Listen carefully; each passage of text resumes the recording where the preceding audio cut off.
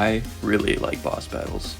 Whether it's a chance to test your skill against a real cool looking enemy, or a crazy set piece against a massive monster, or a fight against a major story character with some banging music in the background, the boss fights are almost always something I look forward to whenever I play a game. Lately though, I was thinking about my favorite fights in games, and I realized that a lot of them had a really common theme. A lot of them were fights where you fly around, and it made me think, why? Why does this genre of boss fight draw me in so much? Well, there's the obvious, flying around's cool. More specifically, if you're in a game where you don't usually fly around, flying is especially cool. There's an inherent power fantasy in this type of fight, this huge sense of scale and cinematic value when your character's soaring through the sky. I was trying to think of the earliest instance of this type of fight, and since I'm a Sonic nerd, my mind went to Doomsday Zone from Sonic 3 and Knuckles from 1994, but there was probably something before that I'm unaware of. Anyways, I wanted to go through some of the most memorable fights where you fly around and break down why I like them so much. Just a heads up though, there's going to be some mild to heavy spoilers in this video, so here's a quick breakdown of what I'm going to be covering. If you want to skip any of them, I put timecodes in the description, so feel free to jump around. With that out of the way, let's take a look at our first fight.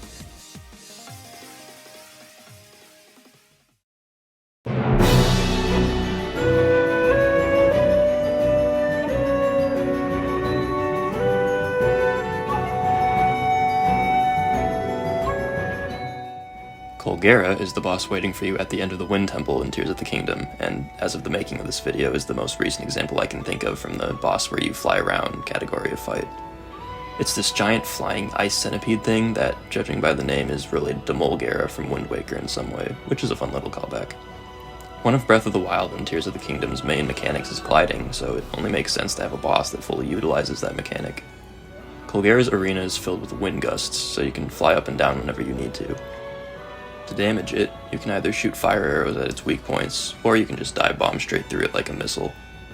I definitely prefer the latter method. It saves some resources, it looks more cinematic, and most importantly, it just feels way cooler. Wow, I bet I could make a pun there. While this fight is super easy, it still feels super exciting just from its sheer scale, especially because this is probably the first dungeon boss you're fighting in the game. There's also the setting. Fighting a giant ice centipede inside a wind vortex above an ancient gunship is a really cool arena for a boss. The music's also a big factor in this, since it dynamically changes depending on how many weak points it has left, going from this cautious, high-paced rhythm at the beginning.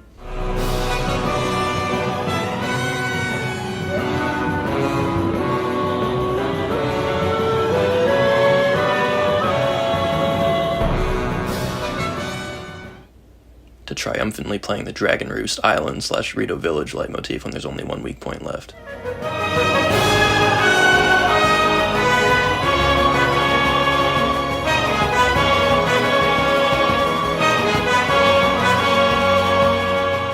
The first time I heard that definitely gave me chills. Wow, I bet I could make a pun. This fight was such a strong introduction to the boss lineup of Tears of the Kingdom, and it was the perfect way to cap off the Rito quest. While I replayed the other fights in the game to get upgrade materials and stuff, this is the only one that I fought again and again just because it was a really cool fight. But as epic as this fight felt, this next one really takes it up a notch. So what's cooler than dive bombing through a big ice bug in a windstorm? How about flying around like a Super Saiyan shooting ghost weapons at a giant water dragon in the middle of a city-destroying tsunami?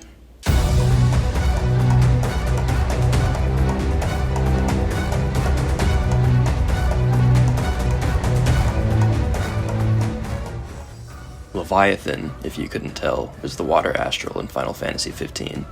The fight against it takes place at the end of the story's second act, and it's one hell of a climax. This boss is such a big deal that the main character, Noctis, had to literally meet with the secretary of the city beforehand and have them evacuate everyone because of how much damage this fight was going to cause. Things start out on the ground, with Leviathan flying around destroying bits of the city, and you're just kind of flailing around against it trying to do any significant damage at all. You feel totally powerless as this giant serpent is just absolutely destroying everything, and you're barely scratching it. Honestly, I think it's this phase of the fight that really raises up the second half, since your struggle against Leviathan here makes the total beatdown against her later feel all the more impactful. When the second phase starts, your fiancé uses her dying wish to grant you the power of the Kings of Lucis, allowing you to fly around and use the weapons of all the past kings to fight Leviathan. Mechanically, not much is really happening during this phase. You're just flying around and spamming attacks and doing occasional quick-time events. The raw spectacle of everything that's happening here makes this fight seem totally insane. There's also the fact that it's such an impactful moment in the story. I mean, this is where your fiance dies and Iggy, one of your party members, permanently loses his eyesight, so the aftermath of this fight is felt throughout the rest of the game. Also, yeah, there's some really good music here.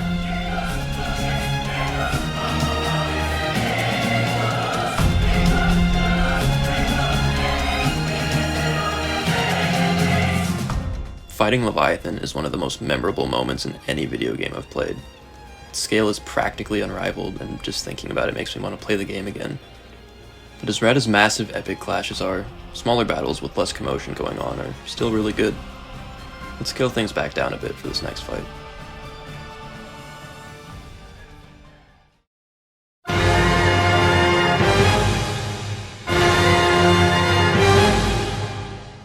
Avion is the 5th Colossus you take on in Shadow of the Colossus. Like all the other Colossi, you fight it by grabbing onto its fur, climbing around, and stabbing its weak points. Technically, your character doesn't fly around here, but you're hanging on to Avion, who does fly around, so in a way you're flying. I feel like it elicits that same feeling of excitement, so it counts. I think what really differentiates Avion from the other fights in this video is that there's nothing special about who you're playing as. I mean, Link's the hero of time and Noctis is the chosen king, but Wander's just some guy. He doesn't get powered up to fight the Colossi, he just has to hang on for dear life and pray that they don't kill him. I think that really adds to the excitement in fighting Avion. Here you are, a nobody. And yet, you're hundreds of feet in the air, taking down a giant bird. Running to each weak point while the wind is pushing you around and Avion's trying to shake you off is just a total adrenaline rush. This is complemented by the sound design. The roar of the wind rushing against your face really punctuates just how high up you are and how fast you're going. And, like every other boss in this video, the totally killer soundtrack just punctuates the fight that much more.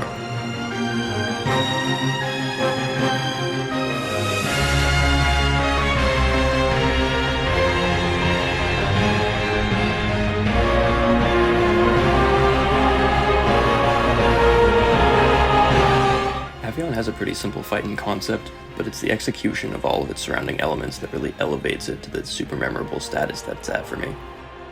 Speaking of simple concepts executed well, let's jump into our final fight of the video. So, remember how I mentioned Sonic way back at the beginning of the video? Guess who's still flying around fighting giant robots?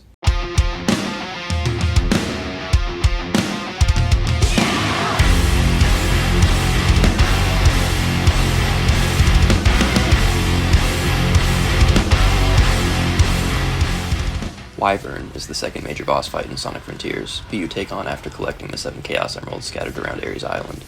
Before you can actually fight it, you have to chase it down, dodging some energy bullets in the process.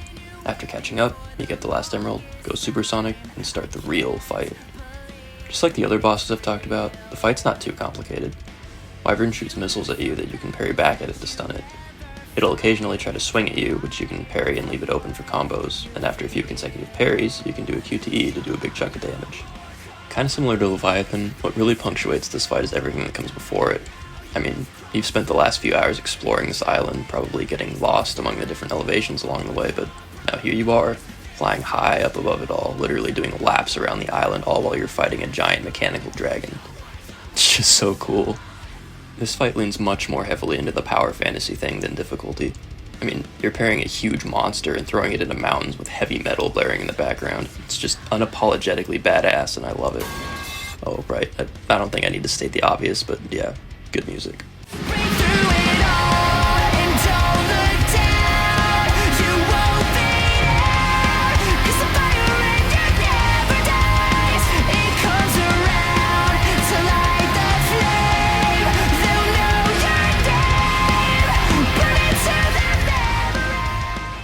Also, I should mention that this fight ends with Wyvern coming down like a meteor and Sonic just stopping it, and then he uses his own missiles to blow it up. Metal as hell. But yeah, I guess that's all I have to say on Wyvern. It's just a really cool fight, plain and simple.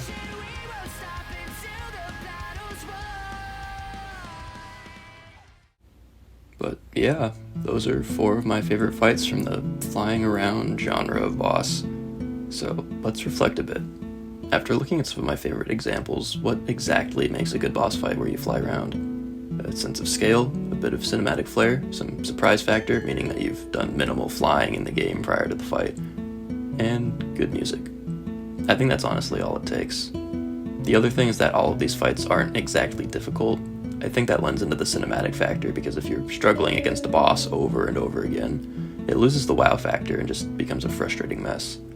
While feeling powerful can help, it's not a necessary factor, as proven by Avion. Fights like these are almost always fun, and it's always exciting to see one come up while I'm playing something.